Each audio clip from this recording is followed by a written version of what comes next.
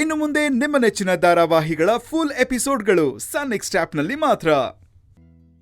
ಈಗ ಆ ಶಕ್ತಿ ಇಲ್ಲ. ಹೌದಣ್ಣ, ಸರಿಯಾಗಿ ಹೇಳಿದೆ. ಅಕ್ಕ ನಮ್ಮ ಜೊತೆ ಇದ್ದಿದ್ರೆ ನಮ್ಮ ಪಾಸಿಟಿವ್ ಎನರ್ಜಿ ಬೂಸ್ಟ್ ಆಗ್ತಿತ್ತು.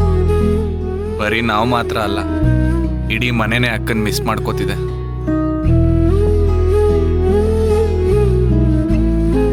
ಅಕ್ಕ ಹೋಗಿ 1-2 ನಿಮಿಷಕ್ಕೆ ನಮ್ಗಿಷ್ಟೊಂದು ಬೇಜಾರಾಗ್ತಾ ಇದೆ. ಇನ್ನು ಅವಳಿಲ್ದೆ ಈ ಮನೇಲಿ ಹೇಗಿರೋದು ಅದ್ ನೆನ್ಸ್ಕೊಂಡ್ರೆ ತುಂಬಾ ಸಂಕಟ ಆಗ್ತಾ ಇದೆ. ರಮ್ಯಾ, ನಾಳೆ ನೀನ್ ಮದುವೆ ಆದ್ರೂ ನೀನು ಗಂಡನ್ ಮನೆಗೆ ಹೋಗ್ಲೇಬೇಕಲ್ವಾ? ಸತ್ಯ ಕಹಿನೇ ಆದ್ರೂ ವಾಸ್ತವನ ನಾವೆಲ್ಲರೂ ಒಪ್ಕೊಳ್ಳೇಬೇಕು. ಅಯ್ಯೋ ಹೀಗೆಲ್ರೂ ಬಿಟ್ಟೋಗೋ ಸಂದರ್ಭ ಬರುತ್ತೆ ಅಂದ್ರೆ ನನ್ ಮದ್ವೆನೇ ಆಗಲ್ಲ ಅಣ್ಣ.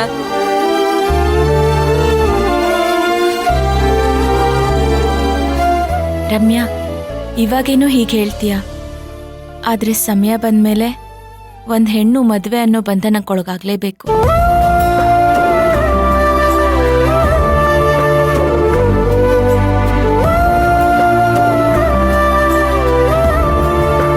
ಅಮ್ಮ, ಯಾಕಮ್ಮ ಹೀಗಿದೀಯ? ಏನಿಲ್ಲ ಕಣೋ.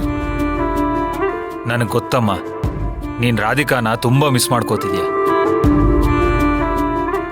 ಅಮ್ಮ, ಬಾಯ್ ಬಿಟ್ಟು ಮಾತಾಡು, ಮನ್ಸಲ್ಲೇ ಇಟ್ಕೊಂಡು ಕೊರಗಬೇಡ.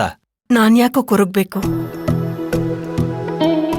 ನನ್ ಮಗಳು ಮದ್ವೆ ಆಗಿ ಗಂಡನ್ ಜೊತೆ ಬಾಳಕ್ ಹೋಗಿದ್ದಾಳೆ. ಇದೊಂದ್ ವಿಷಯ ಸಾಕಲ್ವಾ ನಾನ್ ಸಾಯೋವರೆಗೂ ಖುಷಿಯಾಗಿರೋಕೆ. ಅವಳಿಲ್ಲ ಅಂತ ನಾನ್ ಇನ್ಮೇಲೆ ಯಾವತ್ತೂ ಕೊರಗಲ್ಲ ಕಣೋ. ಈ ದಿನಕ್ಕಾಗಿ ತಾನೆ ನಾನು ಇಷ್ಟು ವರ್ಷದಿಂದ ಕಾದಿದ್ದು. ನಿನ್ಗಿವತ್ತೊಂದು ಮಾತು ಹೇಳ್ತೀನಿ, ಕೇಳಿಸ್ಕೊ.